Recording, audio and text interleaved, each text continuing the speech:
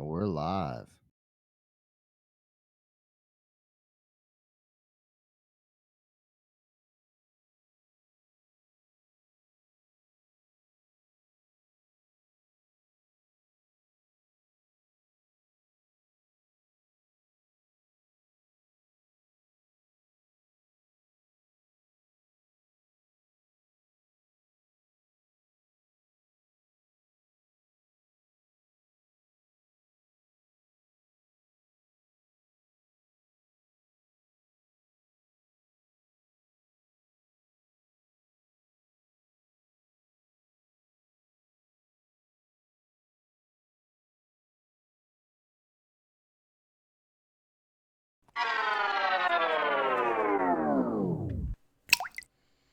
Hey everybody, welcome Reaper people. It is Anne and we are here for a Reaper Pro Tips, Toolbox Pro Tips.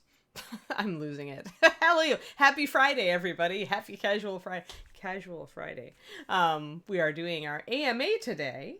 How is everyone? Let's see. We've got a Numbat and a Margaret and a Kroniko and a Nightheart and a Tazalange. And we are all good. I'm going to give people just another minute to get into the stream before I start, guys. So how are y'all doing? How are y'all holding up? How was your Friday?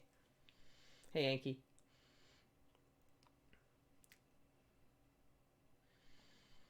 Everybody is just kind of here. Not seeing any typing. There we go. Happy Friday, yes. Pretty good. Painting burnout. I know, right? When you're not used to painting all the time and then suddenly you're doing a lot of painting and it's like, oh my God. Actually, Margaret, I have some tips for that if you want. We can just open with an informal question. Because I've gone through burnout. Oh my gosh, have I gone through burnout? I've gone through burnout that is like years long.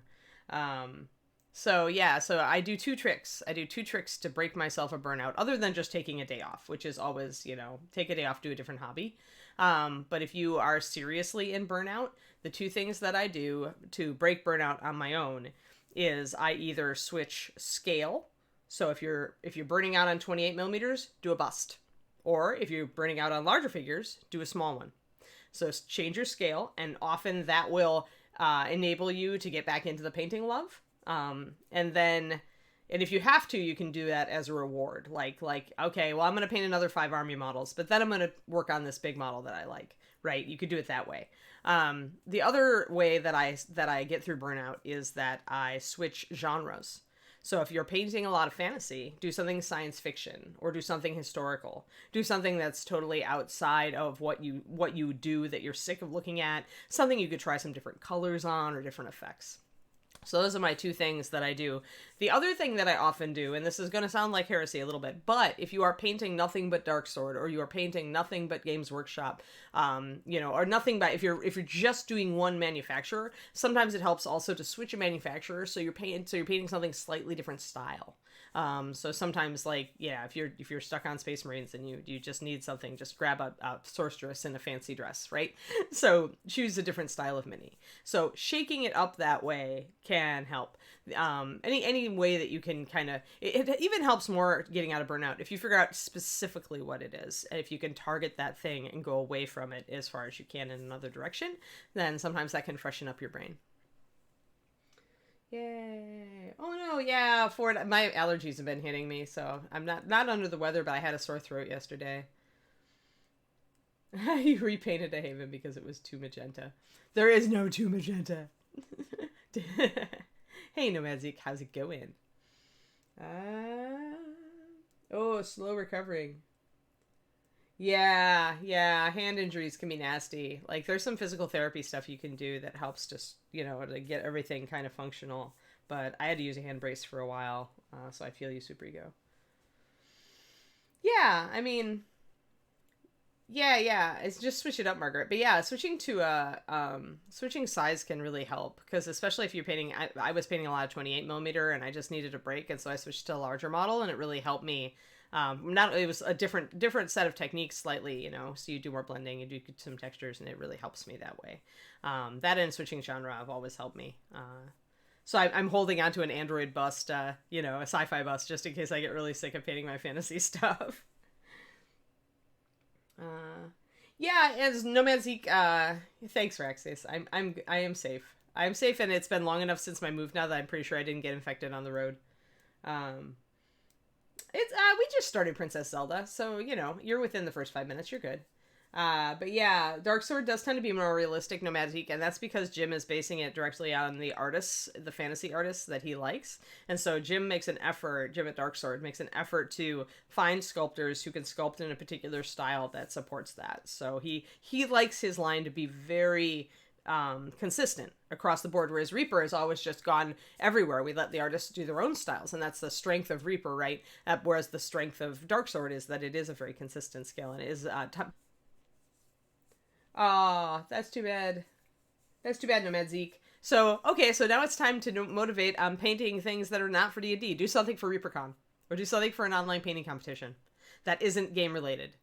Like, this is your chance, right? This is your chance to paint something that's not D&D model. Look for something like you know, cyberpunk or something that's totally different that you wouldn't normally paint. And so then you can practice and keep it, you know, try something different. You have the time now. Yeah, Earl Dunk, that's a good idea. Between minis and Gunpla, that's a great idea because then you're just switching size and scale and genre. You're switching all of it, right? And it's very different techniques, like you say. So that's great. Perfect. Hi, Bird Nerd.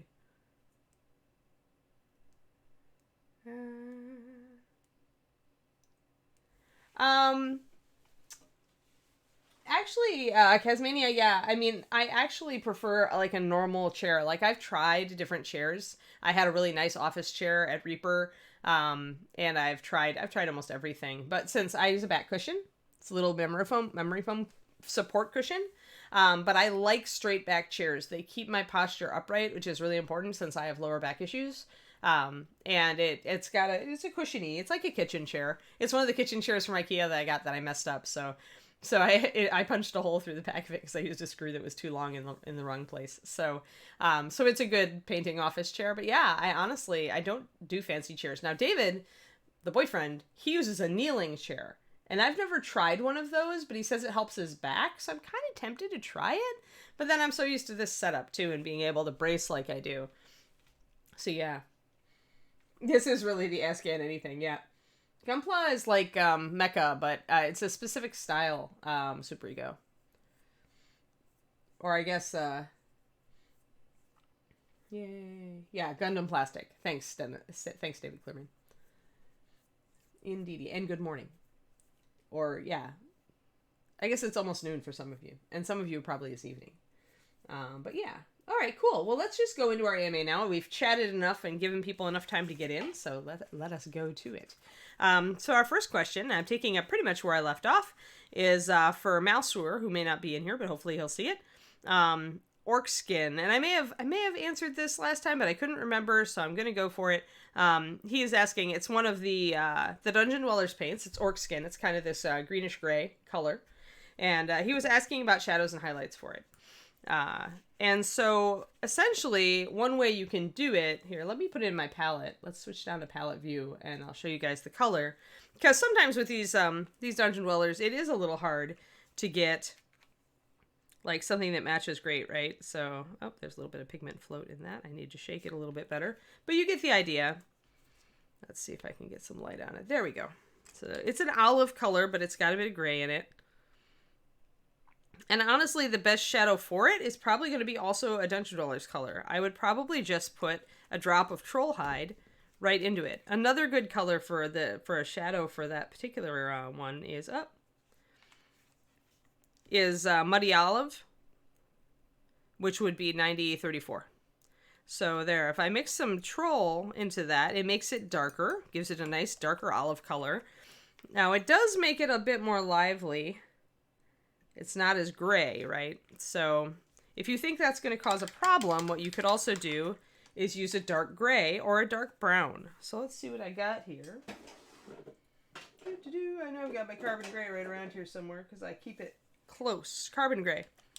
So if you wanted to make a shadow for it there, you could do a bit of carbon gray. And that will mute your shadow out. That'll take it very, very gray. Now, that could actually be a great kind of a stony flesh, like ogre kind of thing, too, if you wanted to do it that way. Let me just put the original color up here so we can keep track of it. And move that down. There we go. So those actually work really well, and often the reason that I might go away from this is that it's a very saturated color, and often there's not saturated colors in shadows, but a lot of people like it when there are, and it can look very cool. So it depends on if you're going for realistic or you going if you're going more fantasy. So if you're going more fantasy, I might add the muddy olive, or the troll flesh or the muddy olive to the orc skin. There we go, orc skin. So we're talking about orc skin right now and what we use for shadows and highlights. So orc skin is one of those dungeon dweller colors. And so, yeah, you can add in troll hide and get this kind of saturated olivey green, or you can add in 9318 carbon gray. You could probably also use stormy gray, but carbon, it works a little better, I find, because it's got a little bit more, it's a little darker. Oh, Shadow Raven, thank you for subscribing. Justin, add a sub to our total for the next AMA. Woohoo. All right. That's okay, No Man Zeke. You should add it now because I'll be looking at it for the next AMA. So just add it now because you can remember it, and that way you won't forget. And then the next AMA I'll get to it. I didn't get to the end of all the questions for this one, so that's good. I like to keep a little bit in there. So yeah. Looking at all this. Yeah, Alder's good. The kneeling chair is interesting. Yeah, see, that's my worry, is hell on the knees, because David's is nice, so he seems to have no problem with it. But I just like my back pillow. So it works. Hey, Tuner, good to see you. All right, so yeah, so those are two different options that you could use. You could also grab something like brown liner. So that's a dark, dark, dark brown. And you could add that in. I'm working with 4 drops of the orc skin and then 1 drop of my shadow color, by the way, for those of you who wonder about rationalizing. What I would do, Numbat, then, is I would start with this, and then I would go darker with this and make this the darkest shadow. You could certainly layer shadow colors, but this one is definitely lighter than that one, so, you know, you could tune that, but then it would just get very much like Troll. So this brown liner gives you more of a brownish gray, which is hard to see on the monitor, but you can kind of see. Yeah, you can see that one's colder, this one's warmer. So that works as well. And this is probably a more naturalistic shadow, also, even more than the gray. Like, this would be cloudy day shadow, but this is I actually like this one. So the liner colors are useful for creating shadows, so you can remember that. For highlights, honestly, I would use 9150 Bloodless Skin, which is in the Undead Skin Tones triad. The Undead Skin Tones are kind of grayish, greenish colors anyway, because it's things like ghoul skin and zombie skin, and rotting skin type colors. So, good morning, Skelsey. Morning, Everdry. So they're kind of similar to orc skin anyway, and bloodless skin is a very pale, kind of yellowy olive color, so it would work great to highlight this. I don't have it easily to hand, so sadly I cannot dig it out. So that's what you've got, guys, for orc skin 9456. You could use any of these colors. You could also, as somebody suggested online, mix in some red or purple. It'll shift it a bit warmer. A bit odder. It'll kind of keep some of your, normally that would keep some of your saturation. The danger in doing that with orc skin is it's so very gray, so you'd want to probably use a dark red. When we have time, I suppose I could find a dark red here. I have a lot of ruddy leather and ruddy brown. Where's my red? Let's just try to go crazy and use some, oh wait, where's my one? What's that? Dragon red, perfect. So if I was going to use any red to shade this, I would use Dragon Red, because it's a darker red. I want a shadow. So 1, 2, 3, 4. So let's see what red does to this. Now the red's going to be really strong, so it might kind of overpower our orc skin. We might actually need to add more orc skin back in. Let's take a look. There, that's a little less than a full drop. And we can mix it in, and yeah, it's going to go very pink, because the red is so very strong. So that's going to look odd unless we add more green. And that's the problem with using, like, normally adding reds to greens works great, but this has, orc skin has so little green in it. Like, you know, it's not a very greenish color. It's not a really intense green like our troll hide, right? So thus, when you use a very saturated red with it, it really, really goes pink fast. Now, the more orc skin I add, the grayer it's going to be. So you could do this. You could definitely shade with that. I just think that it's an oddity. You got to kind of be careful because colors in your shadows can suggest ambient light sources. So that might work. Probably. It's still a little bit pinky. I might put if we put a drop of troll hide in it, you're going to see it neutral out really fast. Because then the red, because troll hide is a very intense green, right? And the dragon red is a very intense red. So essentially they will counter each other. Where the orc skin would not counter it because it just isn't intense enough. It doesn't have enough green pigment in it. So those are some of the... Now that, well, before, of course, I could just grab whatever I wanted, Casmania. I have most of it, I'd say. There were some colors, when I was moving, I was intentionally trying not to grab too much stuff, right? Because the last thing you want to do is move a bunch of stuff that you don't use. So I was cherry picking. I have the entire core set of MSP, the first 108 core set, the revised core set. I have all that. I have the Dungeon Dwellers. I have all the bones. I think I have most of the Pathfinder. But I was trying to keep away, like in the latter part of MSP Core, I was definitely cherry picking. Because there were colors there that I use a lot, and there are colors that I don't use. So I was trying not to move too much. And even then, I suspect I have just too much paint still. I've got an entire huge box of paint sitting here on the table. And I'm going to have to sort through everything and make sure I have only one bottle of everything except for like black, white, walnut brown liner, blue liner, those colors, creamy ivory, colors I use all the time, russet brown, ruddy leather. All right, so adding some of the troll skin actually made this into more of a neutral color. I'm still not sold on it. I might use a gray purple like dark elf skin instead of adding red for shadows in this case. So just keep that in mind. I like shading greens with purples in the first place, so I would say with troll skin, it just is not a strong enough color to hold up to red in the shadows, unless you're... Tazlanch, when you're moving, it is definitely possible to have too much paint. Absolutely, it is way, way easy. Because I have limited space. Remember, I moved from a 2-bedroom house to a 2-bedroom apartment. So I definitely, and I'm sharing it with somebody. So I no longer can expand to fill all available space. I must actually be considerate. There is okay. So here's my kind of philosophy on paint. I don't like a cluttered work area. So I try to keep only the paints that I use the most often on my desk, or close at hand. And then I keep kind of a storage space of paint that are more esoteric colors, like the Dungeon Dwellers, stuff that I don't use all the time, but that I do find useful from time to time. Because I do like having a lot of extra colors, so that if I get in a color rut, I can just go over to my storage of unusual paint, and I can just grab a color that I don't normally use and use that. So that's kind of the way that I operate. And then, of course, there's my pared down travel bag, which is only clear brights, black, white, some browns, metallics, and maybe one skin tone. So stuff like that. But yeah. D. Clearman is crazy. Like, his setup is insane. He's got a lot. And it's funny because, you know, if I ask him if he's got a bottle of paint, he usually just has to wait for like 30 seconds while he hunts for it. And then he goes, I have that. So, yeah. Which, you know, can be fun, right? Because like I said, we all get into color ruts where we tend to like certain colors. So having a lot of paint, like, ready at hand where you can just kind of grab bag it, sometimes that helps you get out of, when you get burned out.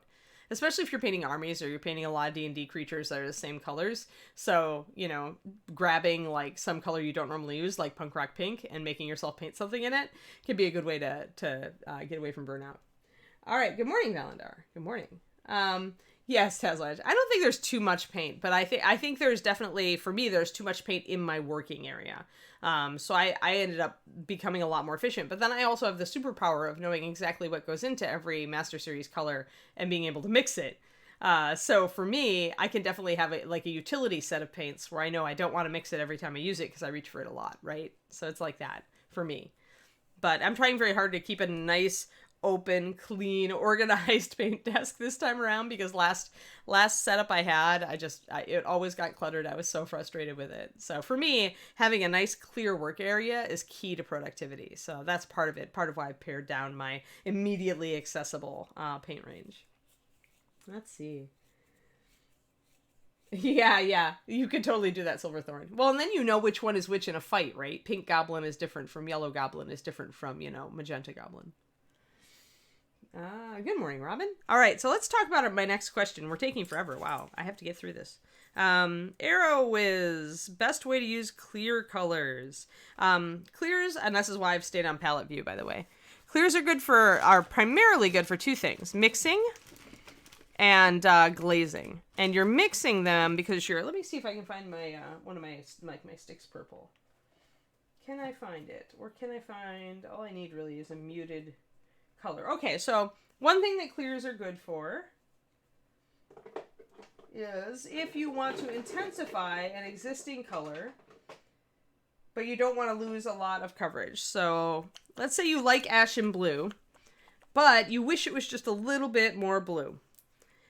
You like it because it has good coverage, and so you're like, okay, well, if I can make it just a little bit more blue and still keep its coverage, because a lot of clear colors don't have great coverage, and that's why you would use a clear to shift a color.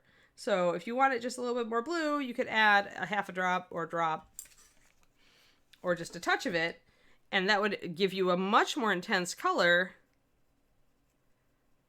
but you wouldn't lose coverage because there's still enough of the base Ashen Blue color and the stuff in it that makes it cover for you to utilize it. And then actually you could use that as a base coat, and you could, highlight with your normal Ashen Blue, or you could decide to do this if you decide you went a little too blue. But as you can see, the clears are very powerful, so do use them sparingly if you're trying to shift a color.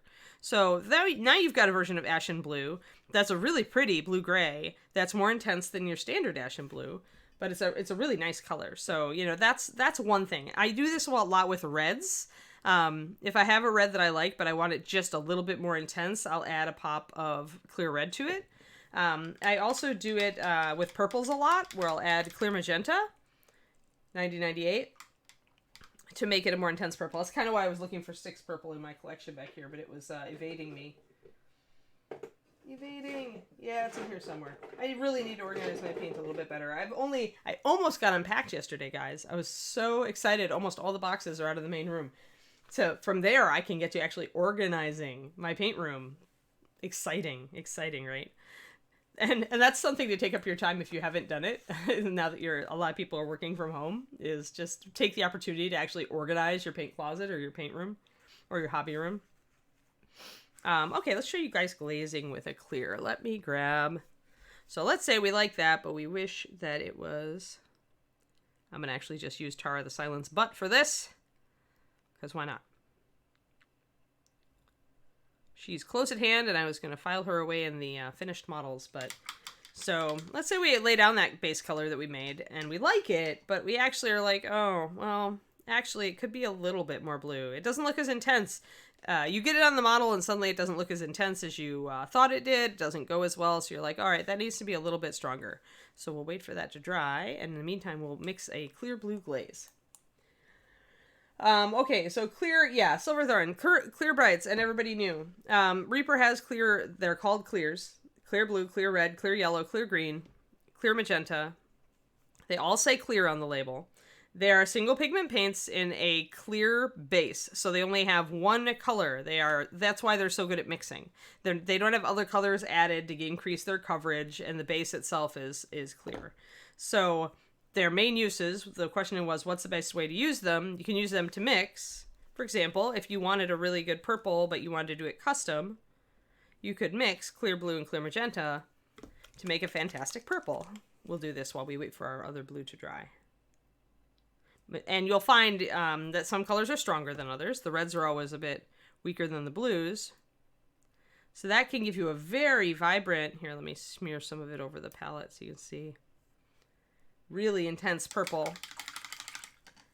So if you like a blue or purple, this is a way for you to create a more blue purple or a more red purple if you add more magenta. So you see how, but you see that that's easy to see through, right? Clear Brights. And that's why they make such good glazes, because they're really easy to glaze over things to shift color. So I'm waiting for my my work surface to dry here. It's almost there, so let's mix our glaze. So I'll just take 1 drop of clear blue. I'm going to add like 2 drops of water, maybe 3. So let's do 2. But glazes are very, very thin. Thinner than washes. Yeah, I'm going to need 3. Clear blue is a very strong color, so I need to add more water than usual. But what you want, you're trying to just shift the color that you put it over. So the stronger you keep it, the more you're going to shift it. Yeah, it's normal water, Love Augie. I just like to keep the ratios. Sometimes I like to know what ratio I'm adding. So that's what. This was actually like 4 magenta, 1 blue. I was trying to keep the blue very low, Tazlange. Because I know that the magenta is weaker than the blue. Let's go to 3. But mess around here is it doesn't matter what I used. Mess around so that you learn what it does. That's the important part. So that's still really strong. So I'm going to go up to 4. Now, the reason that this is so strong, normally if I was glazing, I would be okay with a 2 or 3 to 1 mixture. But because the clears are very highly pigmented, they're very strong. No, I do not use distilled Silverthorn. I never use distilled. It is unnecessary to use distilled unless you are in an urban area with old pipes, like maybe Manhattan, would fit the bill. You only need to worry about distilled if you are in an area where you're going to get heavy metals in your water or other contaminants. Normal tap water should be just fine. That's a lot of people believe very strongly in using distilled. That's great for them. I honestly never noticed a difference and never had a problem. So, yes, exactly. You're in a well with hard water, so you've got impurities in your water. You absolutely you could use distilled. Although actually I've used water at my parents' house and they have a well and I still was pretty good. So it depends on, right? Yeah, fun. Yeah, you've got really hard water then. But yeah, so all right, so now we've got this. Let's take a look. All right, so that's about right.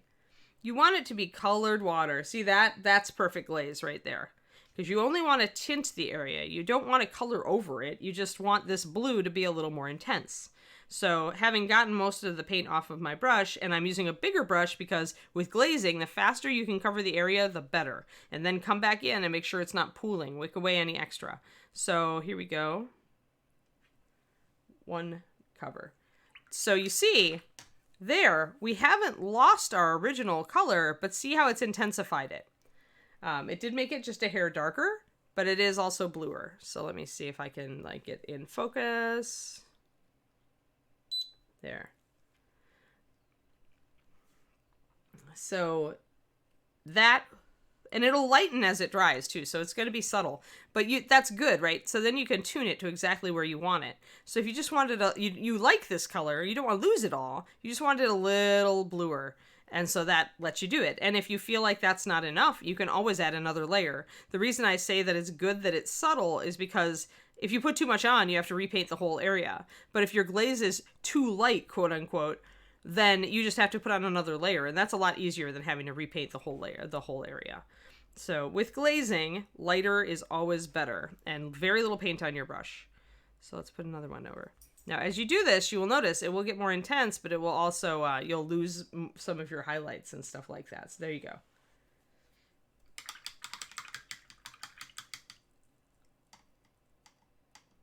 Yeah, very chalky water. Then you probably want to use distilled Love Augie. Whenever, essentially, the rule is don't bother with distilled unless your water's weird. If you have problems with your water, then definitely go distilled. But this, I lose patience with the myth that you should always use distilled water for painting. It is not necessary in the vast majority of cases. Only necessary if you have wonky water. Weird Water Club. Yeah, there you go. Weird Water Club. That's a good hashtag. I like that. So, okay, so that you can see how that has intensified and somewhat darkened. your glazing. Now, if I was glazing like with yellow over green, obviously it wouldn't darken it, right? Because yellow is lighter. It would make it more intense. It would pop it, make a green. If you put yellow over green, it'll make it more vibrant. Like it tends to kick it up and make it obviously more of a yellowy green. So clears are a good way to mess around and improve your color mixing skills and learn about how strong the various pigments are. But yeah, so those are the two ways to use, and you could use them together. Obviously, I could have decided to glaze robot purple if I would have just grabbed a little tiny bit of this and put it up here and added a bunch of water to it. If I wanted to glaze robot purple, I could do that too. Let's see, gotta get a lot of paint off. You want to get a lot of paint off the brush because you do not want it to pool, not ever, because if you're thinning it so much, you've broken the paint. So if I try to glaze purple over this other one, not strong enough. A little bit weaker because of the magenta. Let me get my glasses on here.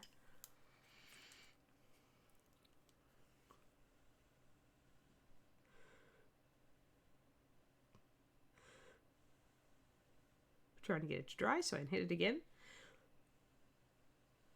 There we go. Purple glaze. And I want to make sure that I get all this. If you see stuff pooling, grab a damp brush and just kind of wick it off. You do not want this ever to pool. It will dry in rings and weird artifacts. So there. So I glazed the other part over purple. So that way I was able to shift my blue-gray toward purple and get more of an indigo color. So, yeah. Alrighty. No, it is not. Clears are paint. They are not inks, Ketmatari. Yes, that. So yeah, let me go back to face cam here. Oh, wait, I've got to turn off. Well, you guys are going to get the paint squeeze. Boom. Let me turn it off. There we go. Yay, now I won't do that for you again. Okay, so it's closest to like the Chimera colors, like what do they call theirs, guys? The Chimera set. But it's essentially single pigment paints. Inks are different. Inks are like more fluid. They're meant to be used as washes. You can certainly use these as washes, but you have to or glazes, but you have to thin them a lot first. They're not pre-thinned. They're made to be used as paint. You can paint normally with clears. You can just use clear blue. It's fine. It's just that because they're so intense, they don't go well with other muted colors, right? Because a lot of colors, there are very few like truly really bright intense colors, and usually if you use one of them, you have to kind of stick with it if you're using it as a main color. If you put a muted color with that, it doesn't look so good. So that's why the clears, I think, you know, I use them sometimes, but I am almost always mixing them with something else. If I'm not ever the only time I'm using them straight up is if I want a lighting effect. Then I will use a clear straight, because I want something to appear glowing with a particular color. And clears are great for that. But we don't have time for that on this stream, and it's not one of your questions. So let me see here. Yeah, clears are create your own paint, really. It's made for mixing. If you have a very low budget and you are not afraid of paint mixing, you could buy the clears, a few key browns, black, white, a metallic or two, and maybe one skin tone that's really versatile. And you could just paint with that. You could get all sorts of great effects with that. No problem. Alrighty. Let's see here. What do we got? Okay. People they're always asking about liners. Liners are also just paint, but they're a different base that's more fluid, so that essentially I wanted them to be useful for dark lining models, which is putting a line between, you know, where one area of a model meets another to get it more crisp and make your details stand out. So the liners are made for that. So they're very near black. There's gray liner, blue liner, brown liner. Then we have a red and a green that came out with Kickstarter. And we also have a sepia, which is lighter. That would be good. That would have been a good liner to use with, say, Tara the Silent, since she's a blonde and has really fair hair, fair skin. So sepia is really made for lighter colors to line. It's a color James Wapple really wanted, so we did it. But liners are generally made for lining. A lot of people will also find them very useful for putting a starting wash over their bones models to give them a nice surface to put paint on. The liner base is chemically different from our other bases in Master Series, so it does seem to stick to bones very well. So if you thin it down a bit with a bit of, say, brush on sealer or matte medium, and then paint it over your bones and let it it'll kind of sit in the cracks and outline everything and show you all the details and serve as a bit of underpainting. So a lot of people use liners that way.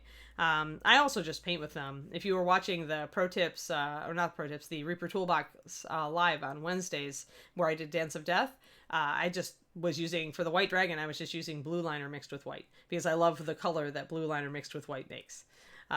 And, you could really just paint, I paint with brown liner normally. I've used it as a regular paint. Gray liner I use in NMM regularly to get the dark shadow, but not quite black. Stuff like that. You could use red liner for shadows and red hair. All that sort of stuff. So they're made to, use them as regular paint if you like. They're made to be a bit more fluid so that you can easily get them to a consistency that's good for lining.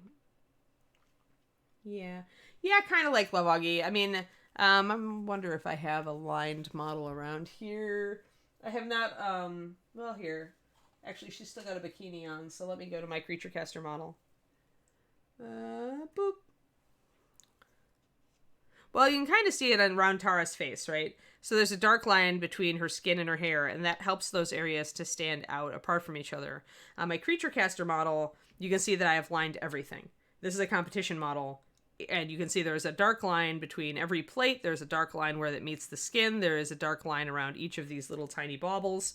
That's lining. And you can see how crisp an appearance it gives you. So that's why we do it.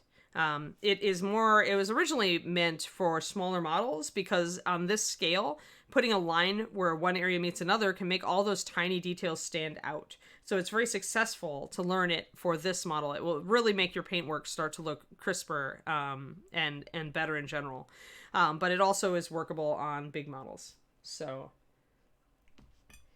yeah, I like to work. I cannot deny that I like topless figures. So I have my sticky tack handy because Patreon doesn't like you to use nudity and stuff either. So essentially I safeguard all my stuff so that I can use it. And speaking of which, I have a Patreon.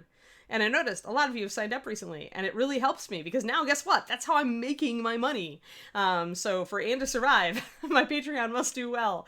And then of course I'm still working part-time for Reaper doing these awesome streams. But yeah, the Patreon is my main source of income. So it's patreon.com/paintingbig. And Nomad Zeke just linked it in the chat. Thank you, Nomad Zeke. Thanks, Sentimental. It was supposed to be for the Creature Caster competition at Adepticon. I just realized I wasn't going to finish it, so when they canceled the competition, I was actually kind of relieved. Because I knew then that I had time to work on it. They're beautiful models, but they're so intricate and there's so much to do. And since I'm doing non-metallic metal, it's just a really hard. I'm actually on the Patreon right now. I'm doing for the $10 level a series on how I'm doing the NMM on that. So I'm about to do the colors this month. So anyway, so that's lining, and that's what lining is good for. It makes all your details stand out. Yay! Boom. Okay, next. And that was Mevlin's question. So thank you. And then actually she also had a little bit of washes versus inks and stuff like that. Honestly, with our washes, with the Reaper washes, I make them a little strong on purpose because some people want a strong wash. And it's much easier to give it to you a little bit strong, and then you can just add a little bit of water or sealer to thin it down.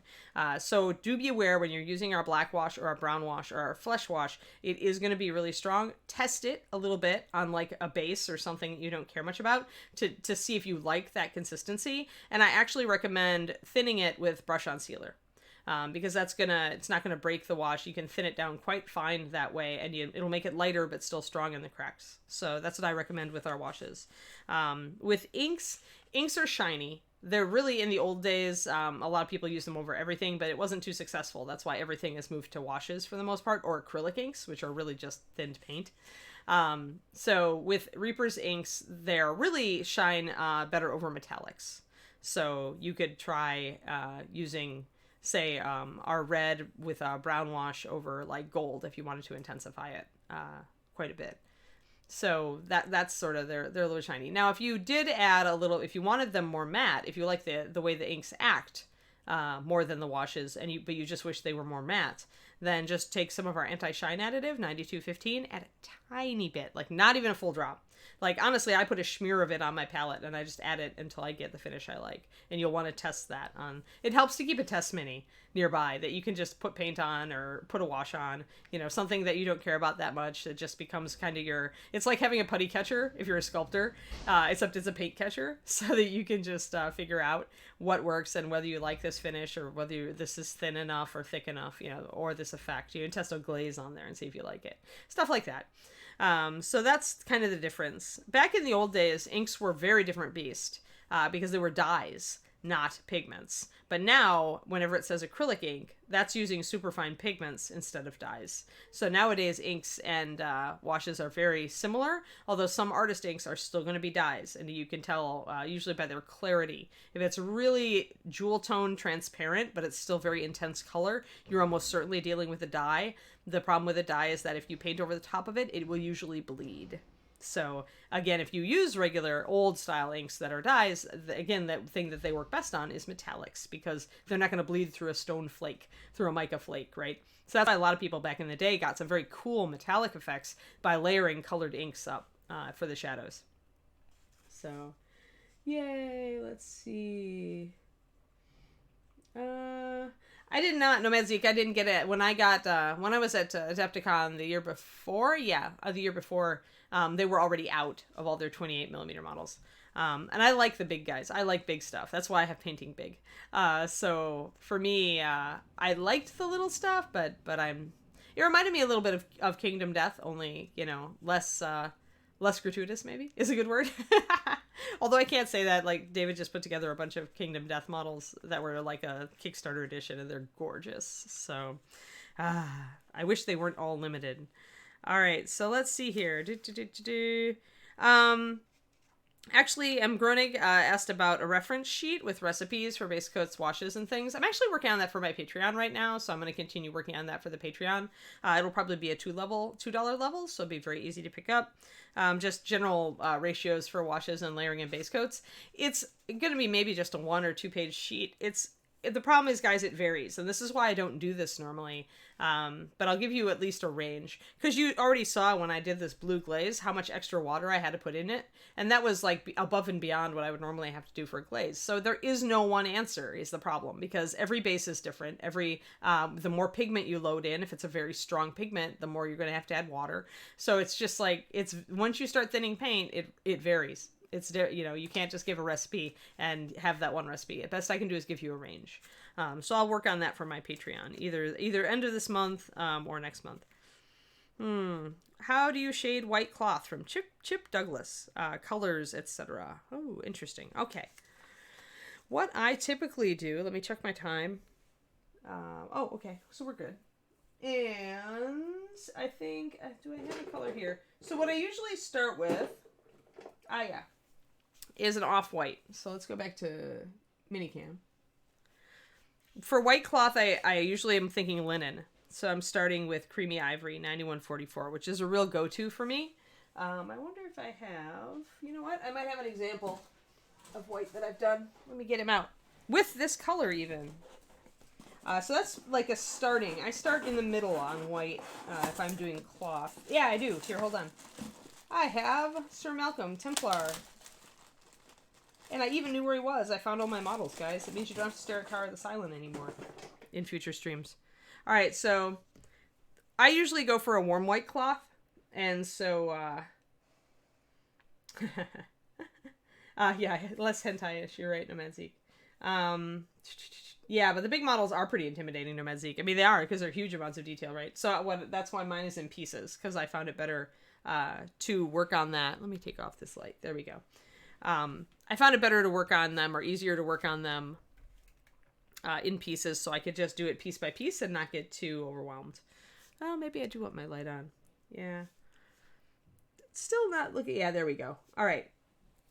Yeah, I did change the painting behind me. David actually, he had this painting.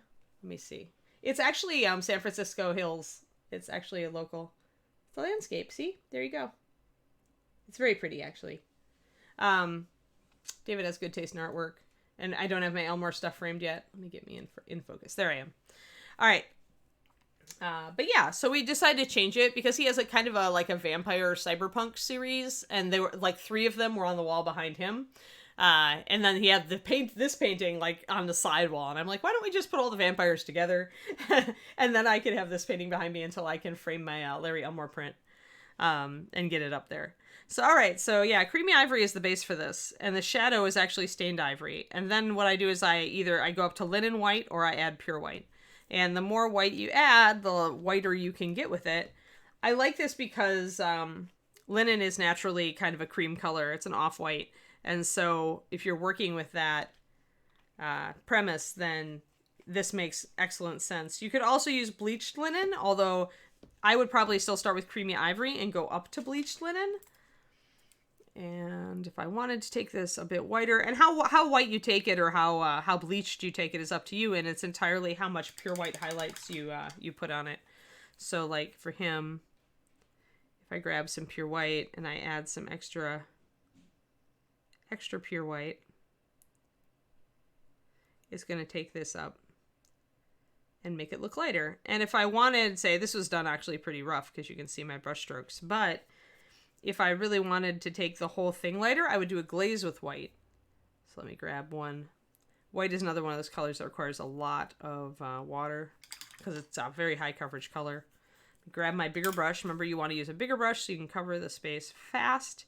You want to unload a lot of it, so you're just putting a very thin coat over the entire surface.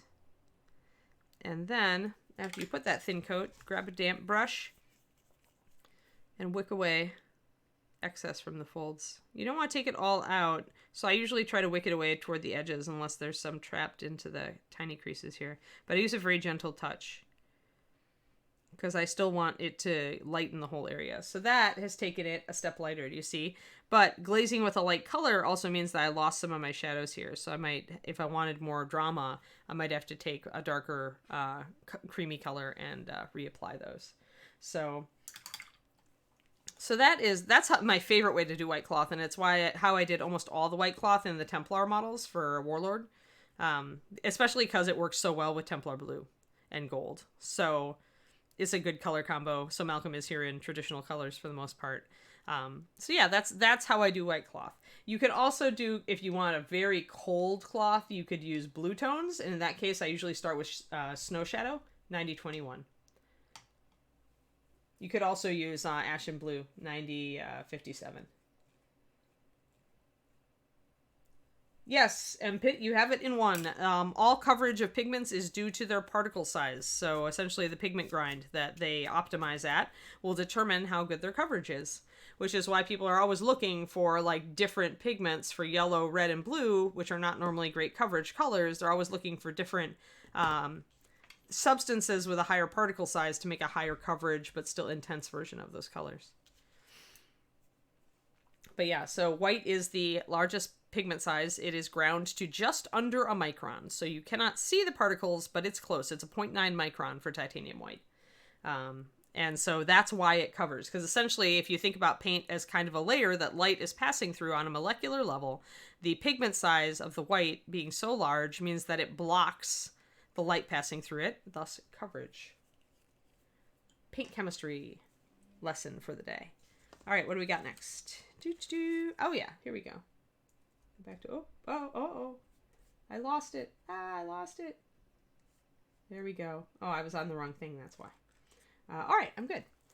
Excellent. M. Kronig asks, what happens to paint that freezes? Because he had an unfortunate thing happen to one of his metallics where it didn't seem to cover very well after it had been very cold. So all right, if you look at any paint, and that includes walking into a hardware store and looking on the cans, it will say do not freeze under any circumstance. The reason is, and if you've ever tried to freeze anything with dairy in it, you understand this. The water will freeze, but the particles don't. Sometimes, actually, if it's clogging your airbrush, Korniko, it probably actually isn't because of the pigment size. It probably is the base. Because the pigment being under a micron is so small, it wouldn't do that. It's almost always due to chemicals in the base or the size of the resin particles, which are much larger. I don't know. It really depends. I mean, the only particles that I know of that really screw up an airbrush, because they're bigger, are metallic particles. Every other thing that I know of that kind of screws up an airbrush is kind of chemical in nature, more than that. But you know, I don't know. I'm not an airbrush expert, so Aaron Lovejoy might know a little bit more about that, or Michael Proctor. But yeah. Okay, so where are we? Oh yeah, we're freezing paint. All right, so what happens is the water freezes and it squeezes all the particles out, essentially, of solution. It'll just like freeze from the water down, and all of the resins and surfactants and things that are in there to keep your paint in suspension freeze afterwards. And that is a big problem, because once paint is out of solution, you can't just get it back by shaking it. And some bases are even worse than that. Our metallic base, if it freezes absolutely solid, will actually evaporate. Like, it turns to dust. You just lose it. I've actually seen this effect. It's crazy. So what usually happens then if paint freezes solid is you've put it permanently out of solution. In order for paint to go into solution, they have to use huge industrial like paint mixers that go at a very high speed in order to cut everything together extremely quickly. Far more agitation than we can get with just shaking a bottle. So essentially, once you put it out of solution, you're done. And that's why freezing paint is a bad idea. Now, if it just gets cold, you're fine. But it's the freeze. Once it starts to crystallize, that's the problem. So that's why ordering paint, if it's very, very cold in your area and you're not able to rescue it right away, is a bad idea. And even then, you're taking a little bit of a chance, because you don't know if it's going to sit on a truck in a parking lot overnight, right? So what I advise if you're ordering paint in winter is that you do like the overnight almost, or you order it in a box filled with other big things that will give it a little bit of protection, and then make sure it's not going to be left on your doorstep all night or all day while you're at work. It's just some of the northern countries are just like in that situation where you really want to order paint in the fall, because otherwise unfortunate accidents can happen. But just kind of keep an eye on the temperature in your area. And if it's only at 32, like if it's just around freezing, you're probably fine. Vallejo, not Reaper. Yeah, I'm not sure. I mean, they do use different pigments than we do on some of them. I know they use a different company. I don't think they use the one that we do because they're in Spain and we use an American company. I don't think they would ever import pigments to Spain. So, yeah, I'm not certain. Vallejo also has a very goopy base with very large particle size. That's why it gives good coverage. So it could be kind of like acting with that. I'm not certain. Yeah. There's times I'm not yet expert level at the airbrush. I take a lot of crap from my friends and boyfriend over having my airbrush phobia. So one of the goals here, now that I'm here, is that David and I are going to set up an airbrush pad that's very handy, that we can both use so that I can get over my airbrush phobia. Yes. All right, cool. So that's what happens when paint freezes. And yeah, unless it's a freeze solid, you should be able to be okay. And essentially, if you notice that it gets clumpy, cottage cheesy, or very streaky, your paint is done. So do keep that in mind. All right. Thorn asks, was it deliberate that the Dark Elf and Vampiric skin triads can be used to highlight and shade each other? It was not deliberate, but it works. Dusky skin can be used that way too. So vampiric skin is a really pale, kind of off purplish color because we wanted something unnatural and really pale and pasty for vampires. And a lot of people I noticed, myself included, were using like a purplish brown kind of color for vampiric skin. So essentially, that's why I went that way. But yeah, the dark elf skin color and the dusky skin triad, which is an alternative dark elf triad, are both purpley with a little bit of either gray or brown. So you can absolutely use dark elf highlight to shade the vampiric triad, and you could use vampiric shadow as a highlight for like the upper, an additional highlight for the upper end of the dusky or dark elf triads.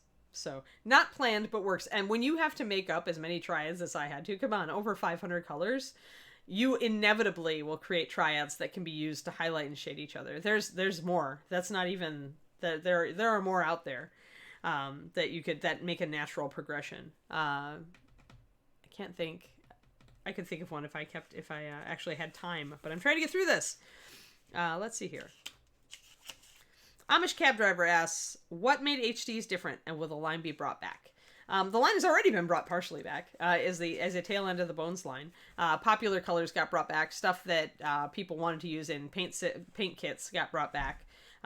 So it's already, as many HDs are going to be brought back or have been brought back. And of course, one of them because Bobby Jackson couldn't live without his meadow green. But yeah, okay, cool. What made them different? The HDs, I actually talked about this, I think, a little bit yesterday. The HDs were my original attempt at a higher coverage line, and then the Bones line was made to socket into them. And so essentially I was using slightly different pigment science. I was using slightly different base science to work with those paints.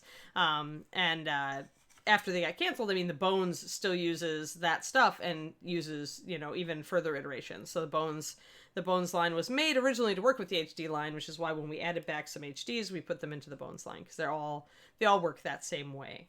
I just had a few more tools to make brighter colors with better coverage when we got to the Bones line. So HD and Bones are very similar.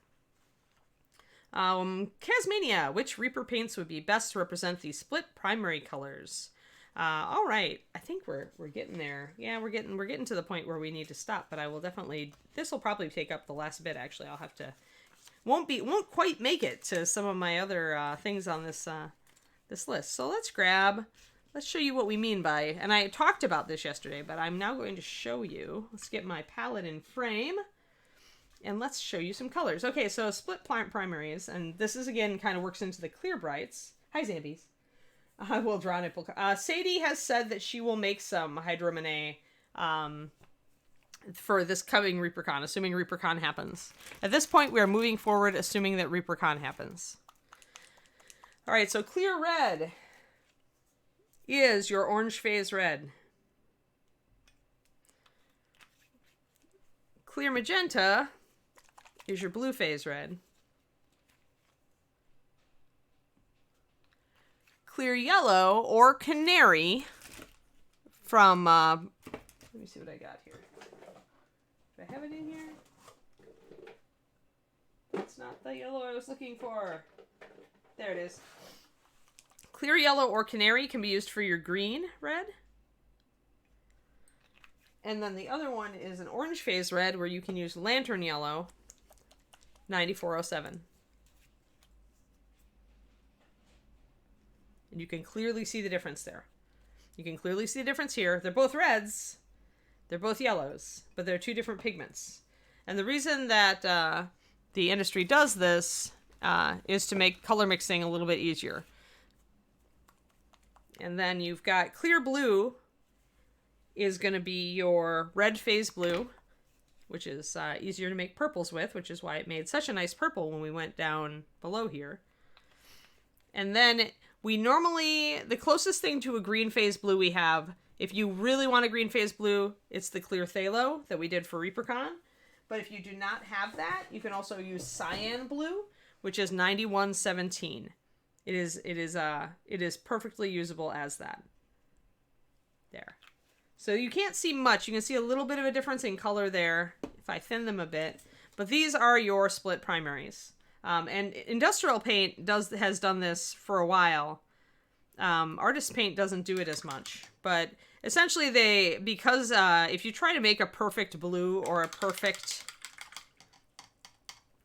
yellow, if you try to make a yellow that works, what they call a pure spectrum yellow that works to make great oranges and great greens, it's extremely difficult. They haven't managed a pure spectrum red. I do not use retarders, but hold on. Let me get to that. So if you, there is a pure spectrum yellow supposedly that makes great oranges and great greens, but they haven't yet made a pure spectrum blue, and they haven't yet made a pure spectrum red. I don't know that it's chemically possible. Essentially, you're better off going, if you want to mix a purple, you're better off going with a blue red and adding a little bit of a red blue and getting a beautiful purple. There we go.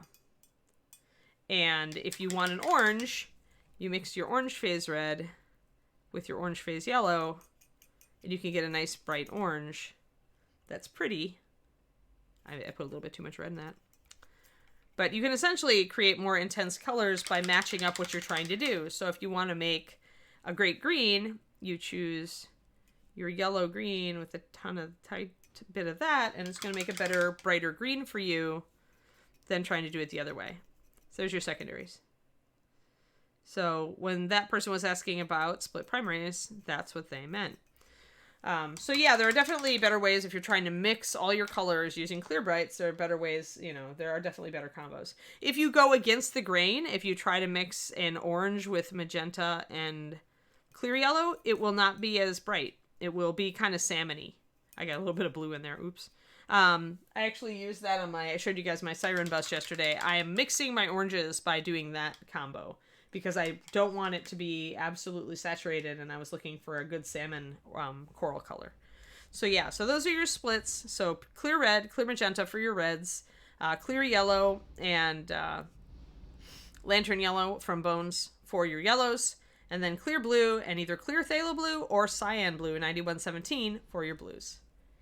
Bent spoon, I don't use retarders. I don't use them for a reason. Any additive you add to paint is going to change the chemistry of it slightly. And what I found is that when I used retarders, they inhibited the adhesion of the paint. They inhibited how well it stuck to the model.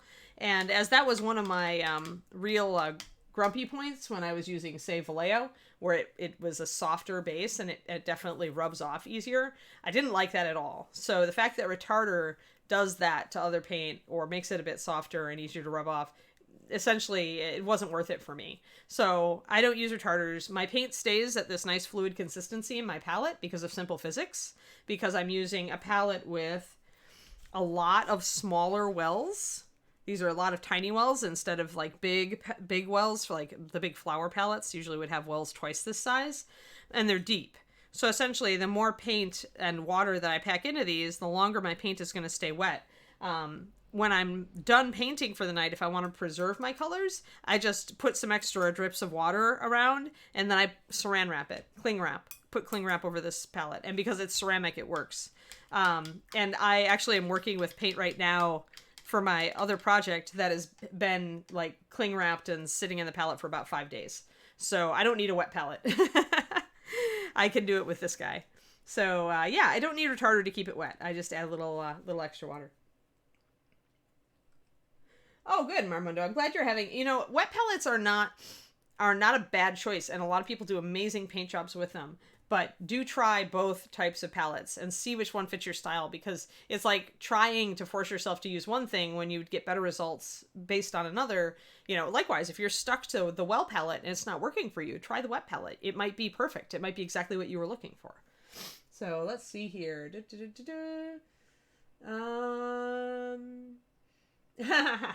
Oh, I see. I'm being trolled again. Do I also not use retarders because I paint fast enough that I don't need them? I just, I have so much water and paint in these wells. They dry so slowly. I don't need retarders, really. I notice at this point, it's like second nature for me to notice when my paint is getting a little thicker. So I just add a brush full of water and I keep going. But yeah, it really is that I don't like what retarders do to the actual nature of the paint. The other thing that retarders can do that I don't like is they can give you a glossy finish. So it's between the impacting adhesion and the glossier finish, both things I don't like, just makes me not even bother. If I don't need it, why would I add anything extra? So that's actually kind of why Master Series was formulated. We considered adding retarder out the gate in the paint to make it last a little longer. And we even experimented. We did experiment with it to see if we could manage to do that. And in the end, we just decided not to, because the paint functions fine just with water. We really wanted to aim for a paint that you didn't have to add a lot of stuff to make it work. So yeah. So if you need your paint to stay wet, either use a wet palette or, think about getting one of my palettes like this. You get it from Cheap Joe's Art Supply. If you Google them, you can find it. It's under Porcelain Palette. They have a whole bunch of different ones, but this one is the 28 well palette.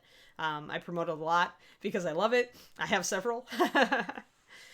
So it's nice because when you build those deep paint puddles, your paint stays at the consistency you need. And if you're trying to learn things like smooth blending, or you're trying to do consistent textures, that can be really useful. All right. Good morning, Daffodweir. Except that now we're at the end. What about wet blending? Yeah, I don't usually do retarders for wet blending bent spoon. I'll do a base coat under my wet blend first, so I make sure that I have coverage no matter what. And then I just work fast with the wet blending. And often I find actually I do a lot of wet blending, and if you're anybody on my Patreon will tell you this when I do videos, they'll see me do spot wet blends all the time. And I just do it. I just use paint that's because I put a base coat down. I can wet blend with thinner paint, which means it stays wet a little longer, or I'll put a thick layer down to make sure I have a lot to work with, and then I'll just work with it until that's starting to set up. So for me, I wet blend in very small areas, so I don't need a huge swath of anything to stay open. If I'm doing something like a cape, I work one fold at a time. Or a muscle mass, I'll work one muscle mass at a time. And that way I never need to really, I can always wet blend it. I always have another area to blend it into. I never really need a retarder. Now, given I'm also not in extremely arid climates. I mean, down in Texas, it was 30 to 40% humidity. Up here in the Bay Area where I just moved, it's actually more humid than it was down there. So I don't, if I paint in like the desert, like when I'm visiting Santa Fe, then I have to watch it a little more. I have to put a little bit more paint onto the model when I'm wet blending because it's going to dry so much faster. Same in Arizona. When I visit my parents in Arizona, I have to adapt a little bit. If you're in a dry climate, but you have a painting room, you might just get a humidifier for that room, and that might help you a little bit.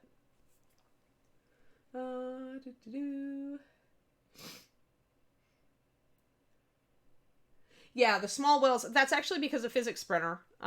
These little ones don't dry out as fast because there's less surface area exposed to the air. When you've got a bigger, you've got a more shallow, larger well, like some of the porcelain palettes, then there's still a lot of this area exposed to the air. When you make it more deep, you're less surface area exposed to the air compared to the depth of the well, which is why this palette specifically works so well. So you have less evaporation, essentially, or slower evaporation per amount of paint. Woohoo. Yeah, we did a lot of science on this AMA, didn't we, guys? Like, I like that. I like it when I can talk about paint science. So that's great. So any amount of education is excellent. So there we go. So we're going to end on that one. I have a whole nother page. Actually, I'll do this one last one because Justin and I have talked about it. So let me just put a note as to where I'm going to start up next time. And Celadon Oceans actually asked, will I be back for Toolbox Live Wednesday in the afternoon, or will someone else step in? And I think, Josh is taking that right now, right? Correct. Actually, we're rebranding a some sort of type of show for him to be doing on Wednesdays that's going to be kind of laid back. It's going to have some interesting... It's not going to be at all like what you guys are used to, I think. I mean, it is going to be painting, but it's going to have some unique okay, so we're gonna keep Josh in the Wednesday slot for now. Is that the plan? All right. And then so I'm gonna be mornings, and then maybe we'll look. Do we have any room for an afternoon show for me or no? Actually, at this point, we'll have Josh on Monday afternoon. Proctor will be Tuesdays. And then Josh on Wednesday. Josh will be Wednesdays, although I could alternate every other week between you and Josh. Well, we had talked about maybe Josh finishes a project on Wednesday, and then I come in and do a short project on Wednesday, and then he goes back, or we get another person. Because Wednesday originally, I think, was supposed to be more of a, different guest people and stuff too, wasn't it? Originally, yeah. Yeah. All right, well, we'll work on that. So right now, guys, not at the moment, but we may see people switch in and out for Wednesday, or it's mutable, right, Justin? It's like, it all depends on what we feel like doing, and Reaper's still experimenting, remember, guys. Like, we haven't been doing this that long, and we're trying to expand our programming, so as we do it, we're going to try to kind of, find something that works for everybody. Is that fair, Justin? Sounds fantastic to me. All right. So essentially just keep an eye on our social media, and if any changes happen, you'll see on there. I'm pretty happy. I mean, because I added a Friday show, so I'm pretty happy doing 5 days a week in the morning. It helps to set up my day. So, and I get to talk to you guys every day. So I think that's about it, right, Justin? Do you have a raid for us? I do, actually, and we're going to be raiding Jimmy again because Jimmy's awesome. Anytime he gets a chance, I feel like he raids us. So yes, yeah, definitely. Well, him and CNOT are both excellent for that, so that's fantastic. All right, guys. Well, then I'm going to bid you adieu and enjoy your weekends. I hope you get out if the weather is decent in your area and have some fun. And remember, at the start of this stream, if you missed it, I gave you tips for avoiding burnout. So if you're feeling burned out on painting because you're getting an unusual amount of it done, go back and watch that and see if any of those work for you. Okay. Have a great Also, weekend. Hmm?